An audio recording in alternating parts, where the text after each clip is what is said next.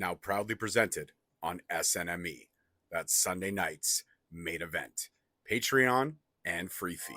Yo, we just people from the north side. Once the Timmy's hit the shore fine. Winter ready on the four ties. Heavy traffic during 4-5. Gotta hustle on your own time. Color people every port side. We just people from the north side. Once the Timmy's hit the shore fine. Hey guys, what's going on? It's your host, your boy George Mackay, live here, Destiny World Wrestling, and I'm sitting down with the one, the only, returning for the third time, the Golden Gun, Mr. One Shot, One Kill himself, Mark Wheeler.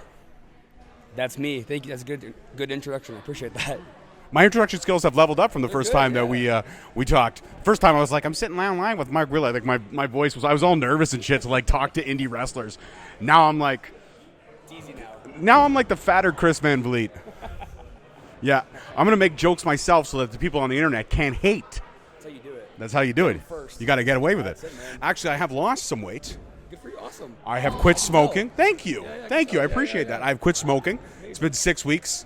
I don't have the physique of a Mark Wheeler, but nah. Fuck. All that extra effort. Forget it. So let's talk about. I want to talk about injuries, Yep. setbacks, and returning to the ring now. You were cleared for the ring, I believe, tail end of January, early February. Yeah. Like end of January, February first week, I came back to wrestling. February 4th, Alpha 1, my first match back. I was petrified that I was gonna get hurt again because obviously back of your head you're like, Psychosomatic. oh Yep. god, yeah. Surgery sucked, recovery sucked, but I was told a year and a half. I came back in 8 months, so I'm pretty happy with that. And so far, I've had like 7 matches since, and I've had no problems. So And it feels, everything feels good. Everything feels like it should. yeah, the biggest thing for me was like I got a pretty good vertical, and I was scared that I was gone, and it's not. So that's all I got really. So I'm keeping that. So I'm okay. I'm happy. Yeah.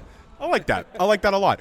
So, I mean, the hardest part, and I've talked to so many wrestlers around the world about this when they have injuries, Josh Alexander being one of them, and he talked about the mental game being the absolute toughest because, as we know, a mind is a beautiful thing, but a mind can be a dangerous son of a bitch if you let it.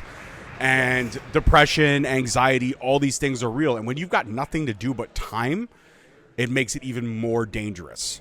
So how did you, if there were any mental kind of blockage, how did you overcome that, or how did you stay focused? How did you stay the course?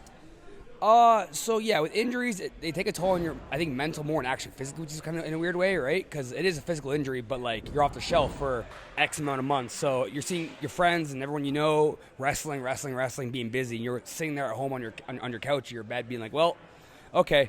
And I think for me, the biggest thing was hearing a year and a half off was like, man, a year and a half, that's a long time to not be wrestling. And this is what I do like 10 years now. It's my passion, right? So one thing sport I've ever been good at, right? And I've tried a lot of sports, and it's the one that I've like excelled in, right? So to have that taken from you and like you can't travel and you can't see your friends and you can't even drive a car, you can't even walk, right? It's very demoralizing. But I will say the biggest thing that kept me going was just the motivation of coming back and showing them like, okay, year and a half, I'll show you a year and a half, right? I'm very stubborn, right? I'm Serbian, so I'm very stubborn. No, Mark Wheeler started. No. No. I'm pretty, from watching me, you can tell I'm kind of a hard ass, kind of stubborn, but that stubbornness kind of helped me progress. Like same thing, 2019, I broke my arm. I got this giant scar, my arm. I got a big plate in there, right? And like I was told a year, and it came back in like 5-6 months, right? So, I mean, I'll take it. I can't, no wood here, but knock on wood, I'm good. But it's one of those things where, like, you got to stay positive because wrestling's already just a hard thing to do.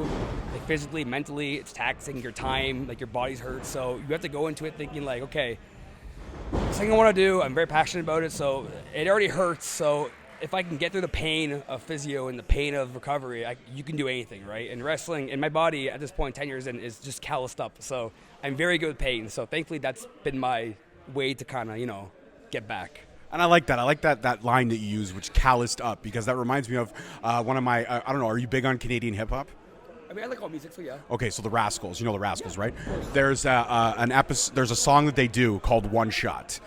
And Yes. my favorite verse is the last guy, where he goes, in the dungeon, where the dues are paid. Before we ever get the chance to rhyme on stage, we learn the tools of the trade. Get callous, get strong. And it's like, it's just the way he says it. Yep. And he talks about like, listen, we're here now, we're up.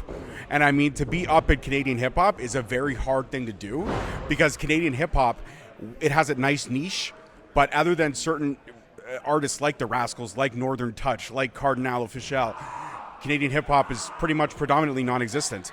And then of course you look at Drake, but Drake is international, and Drake's not a rapper. Drake's a fucking singer. I don't give a fuck what anybody says. I have my mic drop. I have my shit on Drake. That's fine. I have my shit. Hey, that's fine. But it is my opinion, and that's okay. That's cool. Everyone's like assholes. We all have them. Opinions. Of course, yeah. So you know what? But I mean, you yourself have had mental toughness tested for the better part of the last 2 years. Yeah. I'm not going to get into any specifics of anything. We'll keep that all off the shelf. But you've definitely been mentally tested. And knowing that wrestling and drama, unfortunately, goes hand in hand, sometimes it bleeds into your personal life. And that's all I'm going to say. Yeah, of course. But how do you overcome that? And how do you stay in love with pro wrestling? Can I ask that, considering that a lot of the personal involved a lot of people in the wrestling business, people that you trusted, people that were in your inner circle, and now they're no longer in your inner circle because of the distrust. How do you still love pro wrestling after having that mental test? It's passion, man. That's like, I've been like wrestling like since I was like probably 3 years old. I had this like 5-foot Batman that I wrestled on cement floors for, like, I'd write out full cards. I'd make an entrance way. I did backyard wrestling. I've been wrestling in a sense, right? I've been pro wrestling 10 years, so like my whole life I've been in wrestling. So to like just drop everything because of something that happens to you after all that time, I think it's pointless, because like the passion's still there no matter what, right? Like I'll wrestle as long as I can physically, and then when I'm done, I'll open a school and train, right? Like I want to keep this going as long as I can. So personal stuff sucks, it happens, but that's life also. Life, can I swear, sorry? I forget. Fuck yeah. Okay, life's a bitch sometimes, right? And you have to like just kind of find your way through it. But the passion, and I have such good friends in wrestling. Like my close friends in wrestling are very close, like brothers and sisters, right? So like to just like take what I went through or whatever anyone goes through and just like to walk away from this, I think is silly, because if you have to, you have to. I get that, but like, man, I've worked too fucking hard in this business, and I've traveled too much to just like be like, well, this happened, peace, right? So I look at it as just keep grinding, because I know what my worth in wrestling is, and I know, on the Ontario scene, I'm one of the guys that gets looked up to as a guy who's like, doing well, and I appreciate that, and I don't think that, but we're always our worst critics, right? So, but when I was off the shelf and everything that was going on in my life, everyone was like just reassuring, like, Mark, you're good, like you're gonna be good, like one day hopefully you get signed and whatever it is, right? So I've had constant positive feedback the past 2 or 3 years with my friends, so I think that's the main thing, and the drive of the passion in wrestling has kept me like just on the ball, right? So I love that. Yeah. I love that. And you mentioned your heritage, you mentioned your background, which you're very proud of, but yet you rep the bad guy in the James Bond franchises all the time. What is it? I mean, I think I've asked this question before, but it's been a while since we sat down. Yeah. What is it about James Bond that you love? Is it the fact that he's suave, sexy, cool, gets the women even when he doesn't want the women? Like, you look at Casino Royale. Yeah. He didn't want her. No. But he eventually gave in to because he's at the end of the day, he's a guy. Yeah, of course. And when a beautiful woman like that is throwing herself at you, you'd be stupid to not jump on it. But he didn't really want it. Yeah. At least in Casino Royale, he didn't want it. That one, yeah. Yeah, that one. But every other one, he's definitely wanted it. But what is it about James Bond that connects you? What connects you? Because, I mean, you're talking about wrestling since you were 3. The James Bond franchise has been around longer than you and I in our combined age. Yes, of course. Yes. So what is it about this character that you connect with? It's kind of a deep question, but it's a good one. But I asked the tough questions, Mark. I appreciate that. It's good. So, I mean, since I was a kid, I'll try to make this not so long story. When I was a kid, I watched, I played Golden Gun 64, GoldenEye 64. And I just fell in love with it, and then I watched the movies, and the character itself, like, he's so mysterious, but it's not mysterious in a weird way. Like, he's suave and all this, but like, you know who he is, but like, he's also a special agent, and like, so much. There's layers to the character, right? There's a lot of layers to James Bond, right? Like, a lot of layers, and when I look at what I look at Mark Wheeler is a lot of layers, right? So by layers, I mean, yes, when I wrestle, I'm an asshole 9 times out of 10. But sometimes I show a heart when I wrestle, which, yes, James Bond is a good guy, but if you wanted to be a bad guy, very easy for him to do it. It actually is. Right? He does walk that line. Right? So I feel like typically when I wrestle, or even how I am, I'm always trying to walk the same kind of idea of a line, right? So most times you're going to get the same kind of Mark Wheeler, which you would get James Bond, right? But you never know how Mark Wheeler is going to, either change his style or change something. But I like keeping, I guess, on a swivel, right? Which, again, he's mysterious. He has like 19 movies, but who really is James Bond? Special agent that gets the women and gets the bad guys. And look. But to get a license to kill, you have to kill 3 people. Right? And I've been told that more so my super kick is like a gunshot. Right? It is. Yeah. I mean, which I think is cool. I've called the Mark Wheeler match or 2 in my commentary career. And, it's brutal. Right? I mean, and one of those things, too, where, like, I don't try to look too deep in the James Bond thing. Also, the nickname Golden Gun is just cool also. It doesn't hurt, right? So I could break this down more, but if I, to be honest, like, aside from it being a cool name, I just always loved the franchise, and like, that game made me become a gamer as a kid. Like, I played that game, I don't know how, to this day, I still play that game once in a while with friends. So, like, it's one of those things that, like, has been a big part of my life, and I need to find some kind of persona or something. I was just Mark Wheeler for a long time, like 5 years. The Golden Gun thing stuck, and I had the leather and the jack and all that. It just clicked for me, and I've been running with it ever since. And no one's ever questioned it. No one's ever been like, "Oh, don't do that Golden Gun thing," or "Why are you doing that?" So I look at it as, like, in a weird way, like an anti-James Bond. The anti-James Bond. Right. It's kind of like a play on how he It's is. like Venom is to Spider-Man. Right. Like, you look at Mark Wheeler, you don't think good guy, but he could be. But I will tell you this, Mark. I will tell you this one thing. Good guy or bad guy, the ladies seem to swoon over Mark Wheeler. Even my wife, we've been happily together for 22 years. Okay, I'm going to air this shit out. We've been happily together for 22 years. And you know what? She comes to me with wrestling shows sometimes, and she'll look at it and she'll go, "Babe, Mark Wheeler's a cutie." And I'll just be like, "And what the fuck am I?" She'll be like, "I love you. You're my husband. But Mark Wheeler's a cutie." And I don't know what it is. I mean, it could be the dimples. It could be the smile. It could be just the whole persona that is Mark Wheeler. Are you blushing a little I'm bit? sweating right now. Yeah. Mrs. Host thinks Mark Wheeler is a cutie patootie. There you go. There you go, babe. I've aired out my shit. Called you out. That's right. That's how marriages work. You got to air your shit have out to. in public. It's healthy, right? It absolutely is. Solid. So you're coming back. Yeah. Tonight you're at Destiny. You're making your return to Destiny. And when you made your debut at Destiny, it was under rather hostile circumstances. You came in and attacked arguably the most undefeated man in Destiny Wrestling history, a man who has pretty much never lost. He's never lost in his return to Destiny Wrestling, Tarek. Yeah. And I believe tonight, due to match changes or card changes, we're going to finally get to see you two stare across from each other. Now, correct me if I'm wrong, I don't think you two have faced each other in quite a bit of time. I think there may have been times where you had, definitely over at Superkicked, but now here at Destiny, this is the first time for the Destiny faithful. Yeah. So, I mean, Mr. Punch Kick Chop versus Mr. One Shot? Jesus fucking Christ, dude. You can't write shit like this. So I got to ask you this. I mean, Tarek has to prepare for you now, but you also now have to prepare for Tarek. You were in a scramble, now you're not. Yes. You have to prepare. How do you prepare for the man that actually you started the beef with because you attacked him? So to add more layers to this, speaking of layers, my last match I got hurt was against Tarek.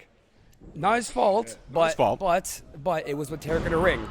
So there's more to this story than just I jumped the guy. There's more to that. There's another vendetta of my last match, 8 months off, was with him. I jumped him, sure, and that happened to me, so I think we're kind of even right now. So if anything tonight, I think it'll be, I don't want to say a fair contest, but I'll say this. Tarek is the kind of guy who will punch the shit out of you, kick the shit out of you, chop the shit out of you. I got a very high pain tolerance. Tarek has punched and kicked me I don't know how many times in my life, and I'm still here. I've also kicked his face in I don't know how many times, so I think we're both, going back to what I was saying earlier, two really stubborn dudes who just want something to prove. So I think I'm going to win, obviously, but at the end of the day, I know Tarek's knees hurts right now, so I got a target. And being one shot, one kill, I look for targets. Clearly, it's wrapped up, so... I like how he also looked for targets, but he also made the sign of the cross. Like, dude, you better have all your stuff kind of tied up in a nice little neat bow. You have to. All right. I want to talk. I guess my final question before I let you go prepare for the night ahead of you is: you're in your 30s now. I'm in my 40s. We met each other going on 6 years ago. You're one of the early guests of Straight Talk Wrestling. And time does fly. And I have seen the progression of a Mark Wheeler. I have seen what Mark Wheeler can do. I've seen that Mark Wheeler, in my opinion, is TV ready. Thank you. And I know that you had some stuff on ROH. I know you did some stuff at AEW and it was here in Toronto. Great experience all around. But if Mark Wheeler had his pick of the litter, had an option to go somewhere where Mark Wheeler could really develop and grow this persona that you put so much time into, where do you think would be the right fit? I'll tell you where I think you'll be a great fit, but you let me know if you want to go first. If you don't, you want to think about it for a little bit, I'll tell you where I think you would excel. Okay, well, I'll say this. I mean, as a Canadian wrestler, our biggest thing is getting a visa, right? Yes. That's the biggest thing. So my honest answer is anyone that will give me a shot to get that exposure, right? But in my heart, I've always been a fan of WWE my entire life. I grew up on that. To be on like a SmackDown or a Raw or NXT would be, I think, freaking insane. Granted, AW is also an awesome company. Gives guys a lot of work. They pay very well. So like it's all there. I just think with my roots, where I grew up with, and when I watched growing up for 30 years now, I think in my heart it'd be the Fed. Yeah, the Fed. Old school, yeah, see? The old school Fed. I think, personally myself, just because they are Canada's company, in my honest opinion, would be TNA. I mean, listen, TNA I think is phenomenal. I have worked briefly here and there with Impact / TNA, right, over the years. Obviously wouldn't be opposed to it at all. Like in a heartbeat, if they were to call me, I'd be like, yep, see you there, right? Speedball Mike Bailey versus Mark Wheeler. Mustafa Ali versus Mark Wheeler. Chris Samon versus Mark Wheeler. Come on, dude, it writes itself. Their roster is insane. Like I think they have the most tight knit roster right now in pro wrestling, like of all pro wrestling, right? Like it's solid. There's no one there who like doesn't fit the bill of TNA, right? And granted, the TNA again, I grew up watching TNA as much as the Fed, right? So if they were to call me today in a heartbeat, I'd be like, yep, I'll be here tomorrow, right? I'll be here today. So at the end of the day, I'll take 10 years in, you take what you can get.